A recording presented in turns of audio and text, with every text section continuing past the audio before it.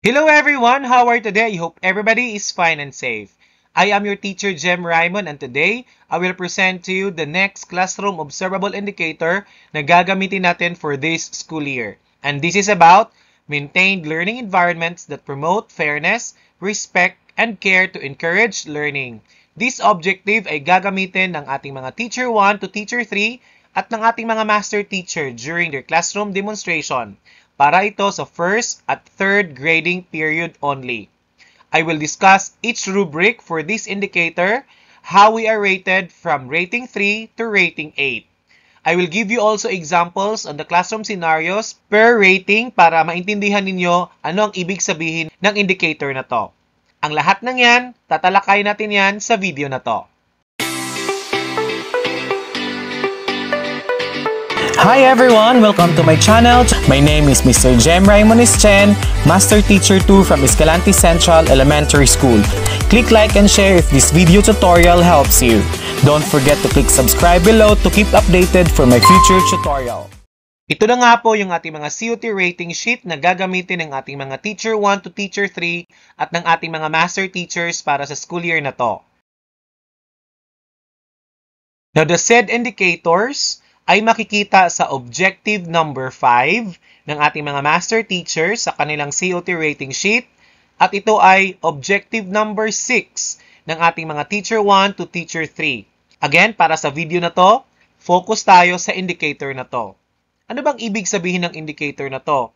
Ito ay tungkol sa paggawa ng guro ng isang learning environment na patas, may pagmamalasakit at may pagrespeto o paggalang. Ito ay importante sapagkat sinusuportahan nito ang pag-aaral ng ating mga estudyante. Ang guro ay dapat tratuhin niya lahat ng kanyang mga estudyante ng pantay-pantay, bigyan ng karampatang respeto at dapat alagaan niya ito, bawat isa. Lahat ng mga estudyante ay dapat maramdaman na sila ay mahalaga at tinatanggap sa klase. Sa ganitong paraan, mas magiging masaya at epektibo ang pag-aaral dahil alam ng mga estudyante na sila ay ligtas at suportado sa kanilang learning environment. Now, para naman sa ating mga master teachers, exhibited effective practice ang nakalagay dyan. Kasi po, expected sa kanila na mapakita nila ang ini-expect ng level or ng indicator na to with their mentees. So kaya requirement sa kanila na present ang teacher or mentee nila during their classroom observation. Medyo mataas na po kasi yung level of expectation para sa ating mga master teacher kaya hindi po pwede na walang mentees o teacher na present na mag-o-observe sa kanya during his or her demonstration. I hope klaro na po yan.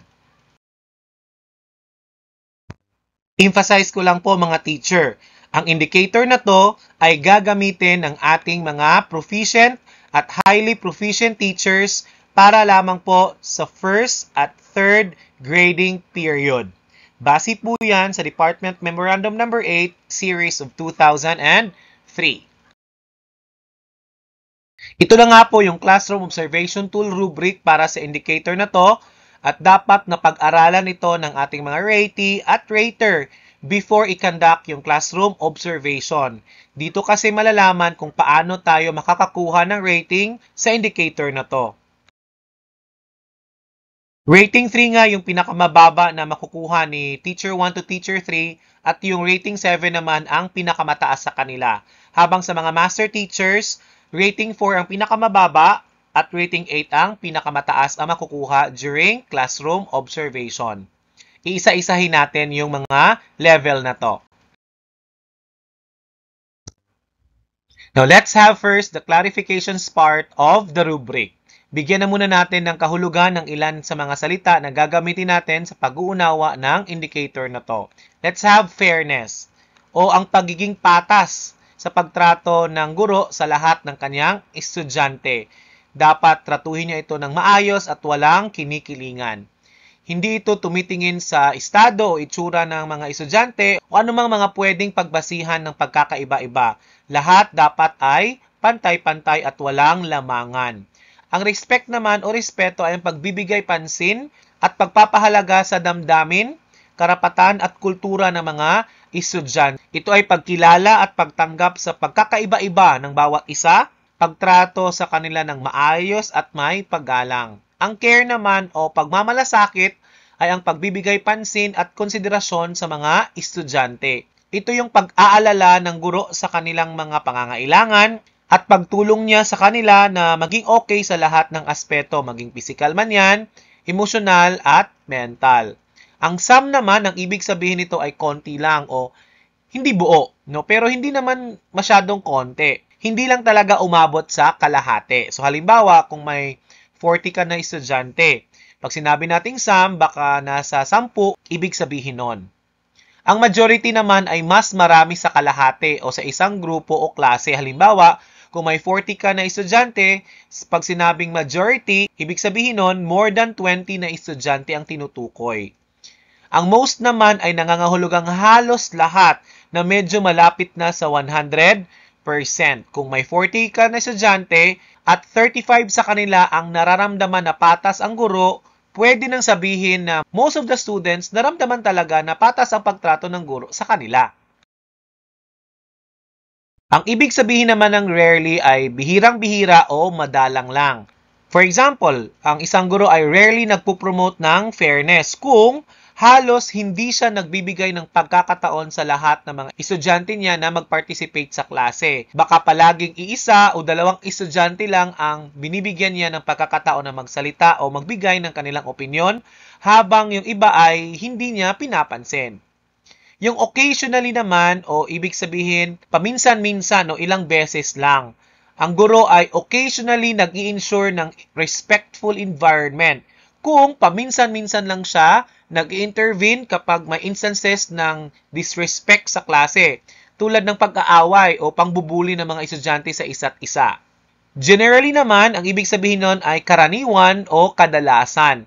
Ibig sabihin, karamihan ng oras ay ipinapakita niya ang kanyang pagmamalasakit sa kanyang mga estudyante. Halimbawa, madalas siyang nagtatanong kung okay lang ba sila o kung mayroon silang mga problema o concerns, pero may mga pagkakataon na hindi na niya ito napapansin. Ang consistently naman, ibig sabihin nun palagi or lagi. So for example, ang guro ay consistently nagpo-promote ng fairness. Kung sa bawat activity o discussion niya, sinisigurado niyang lahat ng mga estudyante ay may boses at nabibigyan ng pantay-pantay na oportunidad. Sinisigurado niya na lahat ay may panahon na magsalita, magbigay ng ideya, at lahat sa mga estudyante niya ay nagbibigay ng suggestion or inputs. Ang lahat ng mga ito, binibigyang halaga at pansin ng guro. Rating 3 lamang ang makukuha ni teacher kapag paminsan-minsan lang nagbibigay ng suporta sa mga estudyante sa pagiging patas, pagre-respeto at pagmamalasakit. So kaya naman, iilang estudyante lang ang nakakaramdam na welcome at nahihikayat silang mag-aral dahil dito. At ang iba naman ay hindi. Now ito naman yung feature practice para sa level 3 or rating 3. So ang guro dito ay naghihikayat naman ng magandang ugnayan sa pagitan niya at ng mga estudyante at pati na rin sa mga pagitan ng mga estudyante mismo. Gusto niya na maging positibo at maayos ang pakikipagsalamuhan nila sa isa't isa. Pero, minsan may mga kapansin-pansing hindi pantay-pantay ang pakikitungo niya. Parang may paborito siyang estudyante o minsan ay hindi niya pinapansin ang mga pagkakaiba-iba ng kanya mga estudyante. May mga pagkakataon din na okay naman pero may oras talaga na lumalabas ang mga inconsistency sa pakikitungo niya sa mga iilan sa kanyang mga estudyante. May mga inconsistency sa pagbibigay pansin niya sa pagkakaiba-iba ng pangangailangan ng bawat isa. Now, ito yung sample scenario na pwede nating gamitin to illustrate level 3 practice.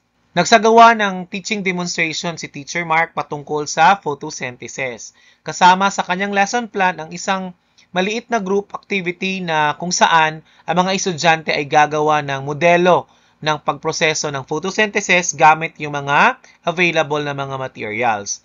Pinuri ni Teacher Mark ang mga estudyante sa kanilang nakaraang activities. at binigyan sila ng pag-asa na kaya nilang gawin ang susunod pang mga tasks. Masusing ipinaliwanag ni Teacher Mark ang instructions, pero medyo mabilis ang kanyang pagsasalita at hindi gaanong nagbigay ng oportunidad para sa mga katanungan mula sa mga estudyante. Now, hinati ni Teacher Mark ang klase sa mga pangkat, pero hindi niya naisip ang pagkakaiba-iba ng kanilang mga kakayahan at learning style sa pagbuo ng grupo. Binigyan niya ng positive reinforcement ang mga estudyante na aktibo at expressive, pero hindi gaanong napansin ang mga tahimik o mahiyain na mga estudyante. Habang ginagawa ng mga estudyante ang kanilang modelo, lumalapit si Teacher Mark sa ilang mga grupo, lalo na sa mga grupong binubuo ng kanyang mga paboritong estudyante at binigyan sila ng karagdagang tips at guidance. Isang grupo na may estudyanteng may special needs ay nahihirapan sa task dahil kulang ang kanyang suporta at guidance para sa kanila. Parang na-overlook ni Teacher Mark ang kanilang unique na pangangailangan.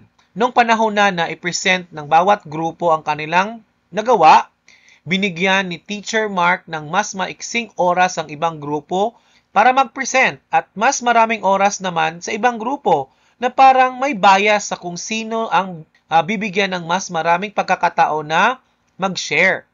Now, sa pagbibigay naman ng feedback, madalas ay positibo at encouraging siya. Pero sa ibang estudyante parang hindi ganon ka-constructive o detailed ang kanyang mga komento. Naging okay naman ang lesson ni Teacher Mark at may mga bahagi na engaging para sa mga estudyante, pero ang kanyang interaksyon at suporta ay hindi pantay-pantay para sa lahat. Ang ibang estudyante ay nakakaramdam ng acceptance and encouragement, samantalang ang iba ay naramdaman ang kawalan ng suporta at pagkilala. Ang pagkaroon ng patas na suporta, paggalang at pag-alaga para sa bawat estudyante ay susi para sa matagumpay na learning experience para sa lahat.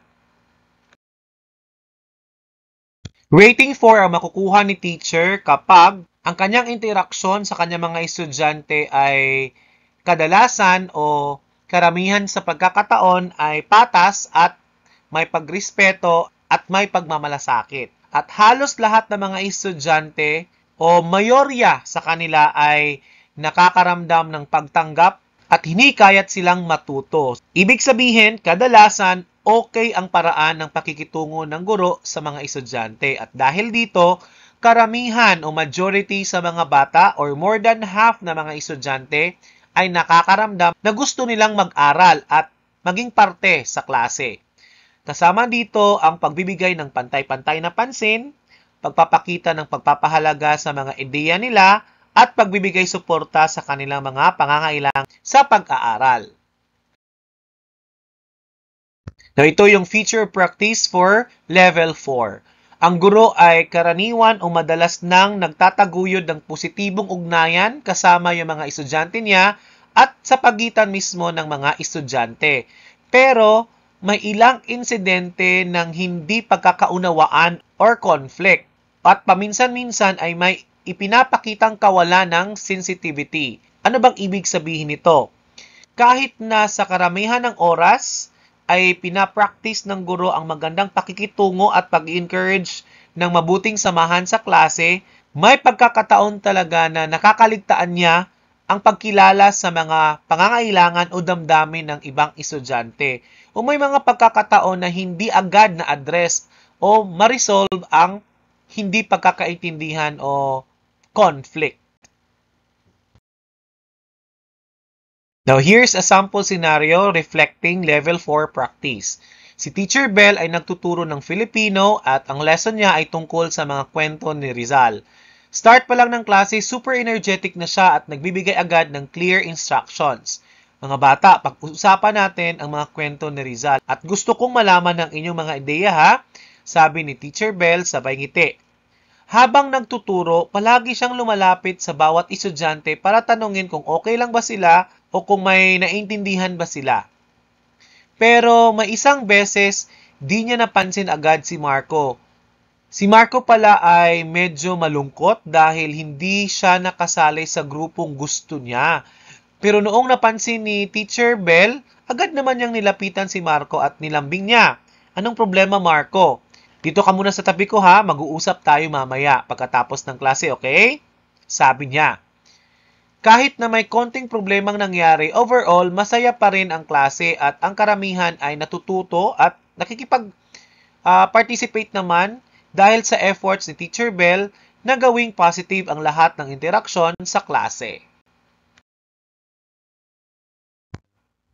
Now, level 5 or rating 5 ang makukuha ni teacher kung ang ugnayan o interaction niya sa pagitan ng mga mag-aaral ay palaging patas, may paggalang at may pagmamalasakit. Ibig sabihin, si teacher ay laging pantay-pantay ang pakikitungo o pagturing niya sa mga estudyante.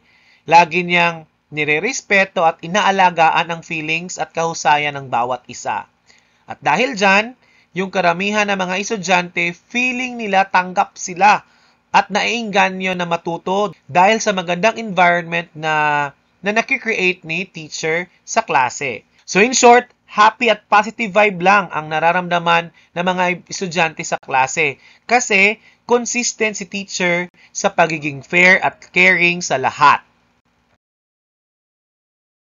Now, here's the feature practice. Si teacher, palagi siyang maayos at magalang sa pakikipag-usap sa mga estudyante at siguradong magalang din ang pakikitungo ng mga estudyante sa isa't isa.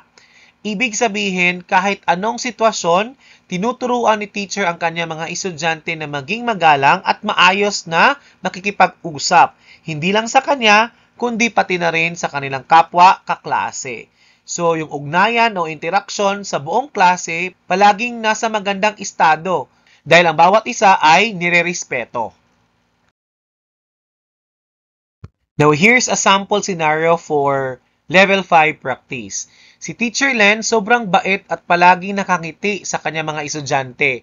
Habang tinuturuan niya ang klase tungkol sa math, sinisigurado niyang bawat isa ay involved. Sino ang gustong sumagot sa number 4? Tanong niya sa buong klase. Kapag may nagkamali, hindi siya nagagalit. Sabi niya, ay, okay lang yan, Juan. Subukan natin ulit, ha?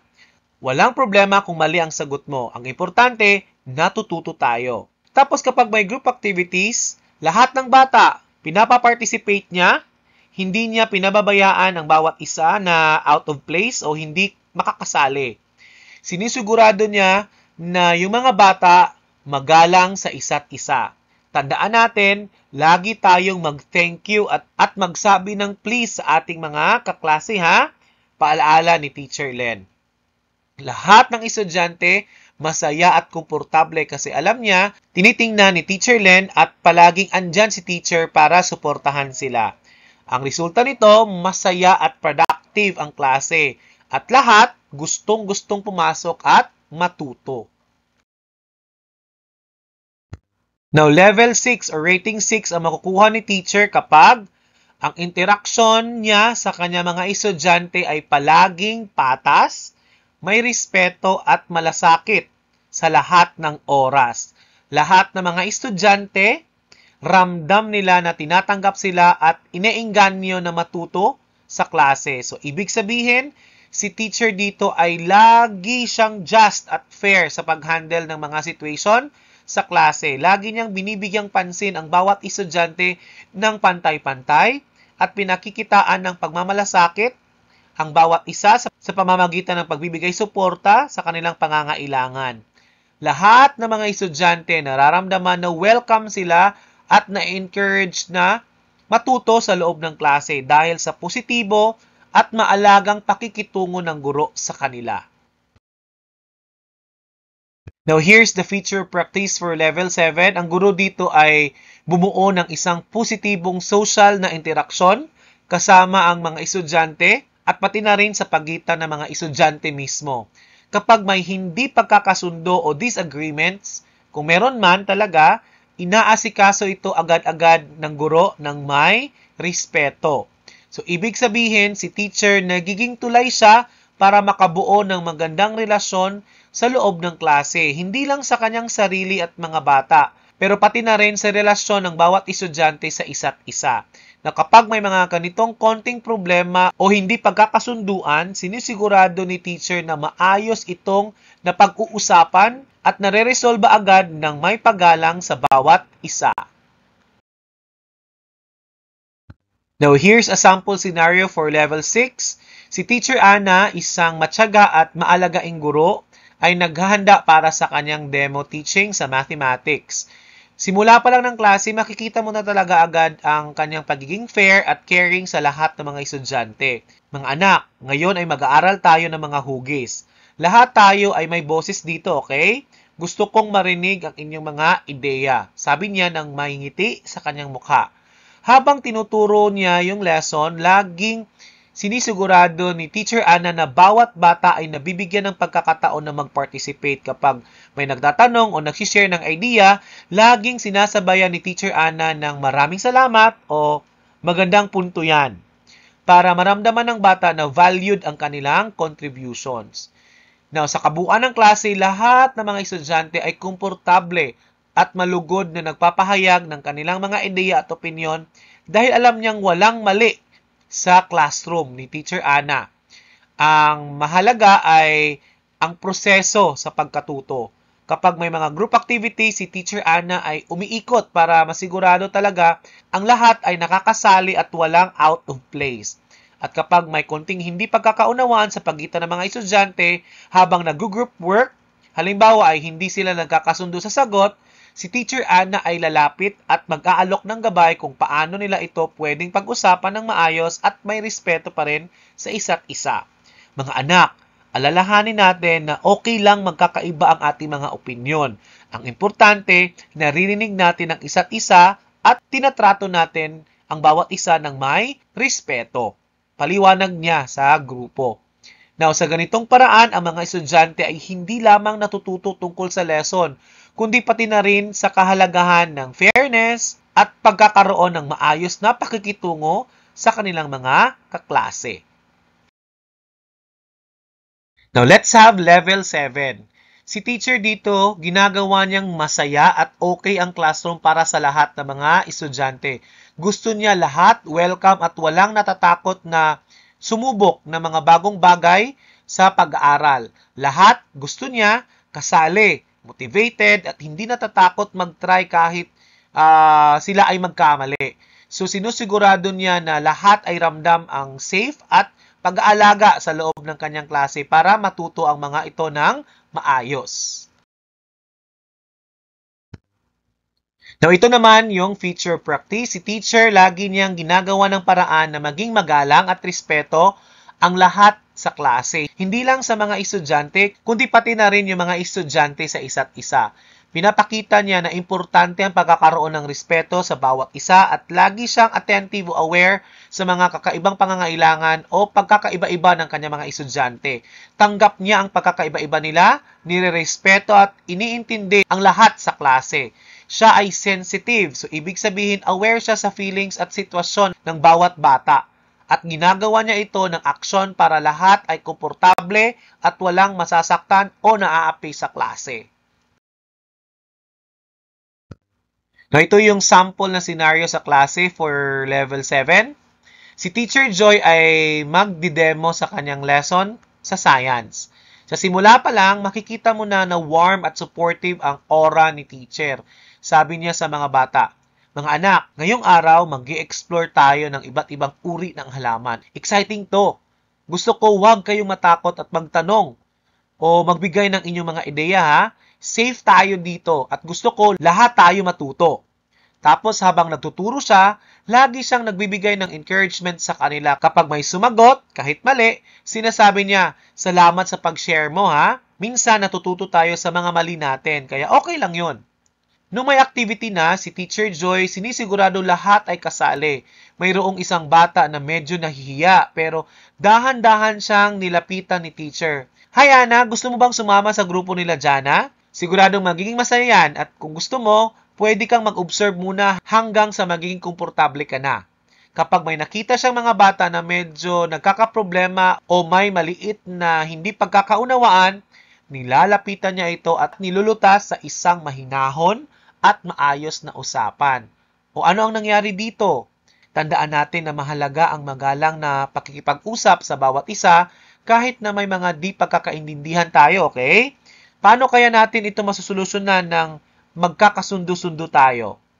sa ganitong simpleng paraan na ipapakita ni Teacher Joy na supportive siya, na may malasakit siya sa mga bata, at gusto niyang lahat sila ay magiging bukas sa pagkatuto at pagtuklas ng mga bagay-bagay sa klase. Lahat ng mga estudyante ay nararamdaman ang kasiyahan, ang pagiging komportable, at safe sila sa loob ng classroom ni Teacher Joy.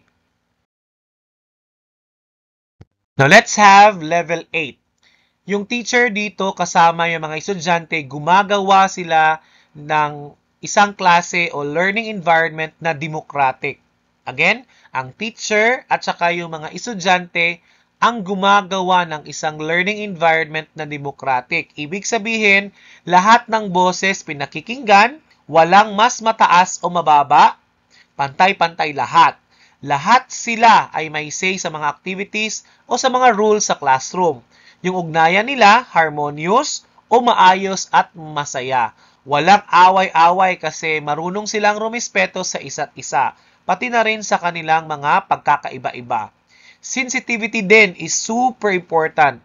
Yung teacher, alam niya yung mga social at cultural differences o yung mga pagkakaiba-iba nila based sa kung saan sila nanggaling o anong kultura meron sila. At tinuturuan niya yung mga bata na irespeto yon at maging sensitive din sa feelings o sa mga practices ng iba. So, buo sila sa isang environment na happy, respectful, at open sa lahat. Ito yung feature practice. Si teacher, sinasadya niyang bumuo o magdisenyo ng isang learning environment o lugar kung saan may mga estudyanteng marunong rumispeto, sensitive o nauunawaan ang mga social at cultural differences. Kapag sinabi natin cultural differences, ibig sabihin yung mga pagkakaiba-iba nila socially or culturally. So halimbawa, kung may mga estudyante siyang nanggaling sa iba't ibang lugar o may iba't ibang tradisyon at paniniwala, tinuturuan niya yung buong klase na rumispeto at intindihin yon. Lahat ng activities, usapan at lesson sa klase, ginagawa niyang sure na walang masasaktan na feelings at lahat ay included o kasali. So lahat ng mga bata alam nila na tinatanggap sila at nirerespeto kahit iba-iba sila o may pagkakaiba-iba sila sa isa't isa. Now, here's the sample scenario for level 8. Si Teacher Liza conducts her teaching demonstration. Now, sa simula pa lang, kitang-kita na gusto niya ng isang classroom na bukas at democratic. So, ibig sabihin, lahat ng boses ng mga bata ay mahalaga, sabi niya. Mga anak, ang topic natin ngayon ay tungkol sa mga iba't ibang kultura sa Pilipinas. Bawat isa sa atin may kanya-kanyang background o heritage, di ba? At gusto ko, dito sa ating klase, respetuhin natin ang bawat isa. Walang tama o mali dito, okay? Ang mahalaga, naririnig natin ang bawat isa. Habang nagtuturo, lagi siyang nagbibigay diin na mahalaga ang respeto at pag-unawa sa bawat isa, lalo na pagdating sa mga usaping kultural. Pag may activity sila na kailangang mag-group, sinisiguro niya na halo-halo yung mga bata. Iba't ibang background, iba't ibang personalidad, para matuto silang magtrabaho kasama ang iba't ibang klase ng tao. O gusto ko lahat tayo ay magkaroon ng pagkakataon na makilala ang bawat isa, ha? I-mix natin yung mga laging magkakasama, try nating makipag-team up sa iba para mas marami tayong makikilalang mga kaibigan at matuto tayo mula sa isa't isa, sabi ni Teacher Liza. At kapag may mga discussions, si Teacher Liza palaging nagre-remind sa kanila na makinig muna bago mag-react at lagi silang magbigay ng constructive na feedback sa isa't isa. Hindi yung masasakit na salita, mga bata. Kapag mayroon tayong hindi pagkakasundo, iba't ibang opinion, aalahanin natin na okay lang yon. Ang importante, marunong tayong makinig at magbigay pugay sa opinion ng bawat isa. Ito'y pagbibigay diin niya sa klase.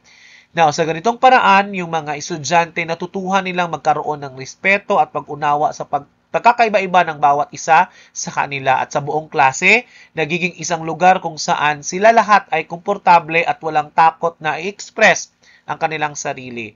Si Teacher Liza ay naging successful sa pagbuo ng isang democratic at inclusive na learning environment para sa kanyang mga estudyante.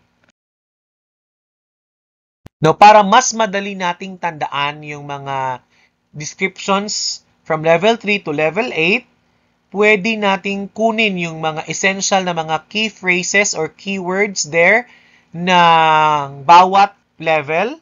For example, level 3. Sa level 3, teacher shows occasional support. Some learners accepted with evidence of favoritism and disregard differences. Makakatulong tong mga phrases na to for this level para madali natin itong matandaan. So for level 4 naman, pwede natin gamitin yung the teacher is generally fair and respectful. Pwede majority of learners accepted, some conflict evident, occasional insensitivity displayed. For level 5, we have consistently fair and respectful teacher. Most learners feel accepted. Maintain polite interaction and respectful among learners. So level 6, consistently fair and respectful. All learners accepted. Established positive interaction. Respectful handling of disagreements. So makikita nyo, so for level 3, some learners accepted, di ba? Mas madali siyang tandaan. Level 4, majority of the learners are felt accepted. Level 5 naman, most o halos lahat ng mga estudyante nakakaramdam na accepted sila. At sa level 6 naman, kinakailangan lahat talaga ng mga estudyante feel that they are accepted in class. So for level 7 naman, ito yung mga key phrases natin. Promote supportive environment. All learners accepted and encourage. Enhance polite and respectful interaction and sensitivity to learners' differences.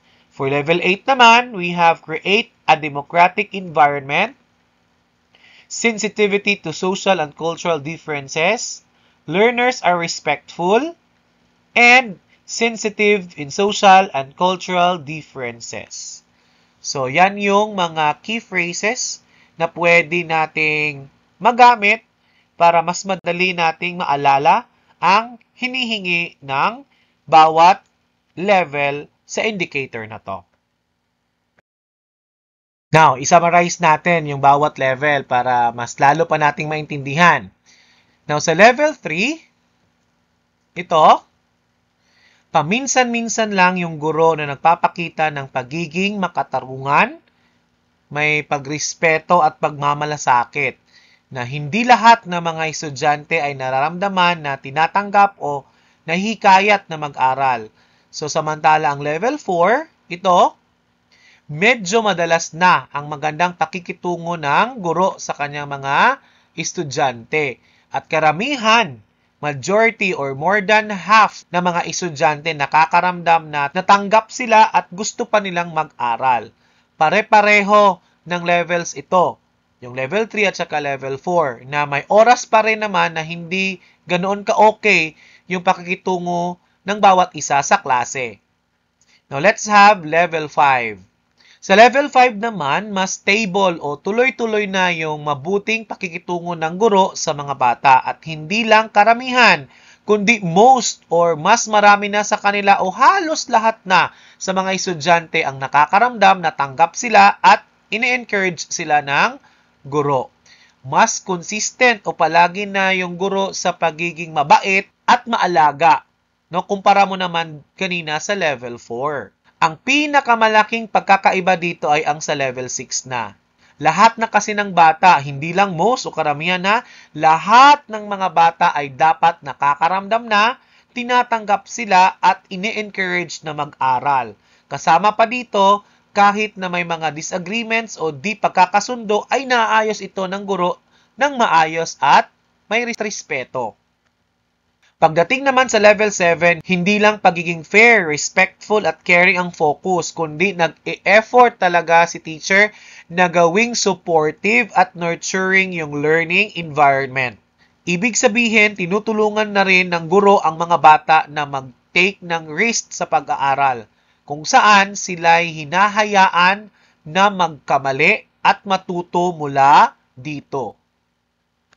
Sa level 8 naman, para sa ating mga master teachers, may part na rin ang mga bata sa paggawa ng isang positibo, supportive at democratic na learning environment. Again, kasama na ng guro ang mga estudyante sa paggawa ng isang supportive, democratic learning environment. Ibig sabihin, lahat ng boses pinakikinggan, walang mataas o walang mababa, pantay-pantay lahat. Hindi lang top-down o mula sa guro ang mabuting ugnayan at kultura sa klase, kundi pati na rin ang mga bata ay involved na rin sa pag-shape o paghubog ng kanilang learning environment. Kasama na dito yung pagiging aware sa cultural at social differences at pagiging respectful dito. That's all, teachers. I hope you've learned something on this video about this indicator. And please tune in po in my channel if you want similar videos on our PMS, PPST. Thank you so much po for the support you give to my channel. And till next time, keep safe everyone!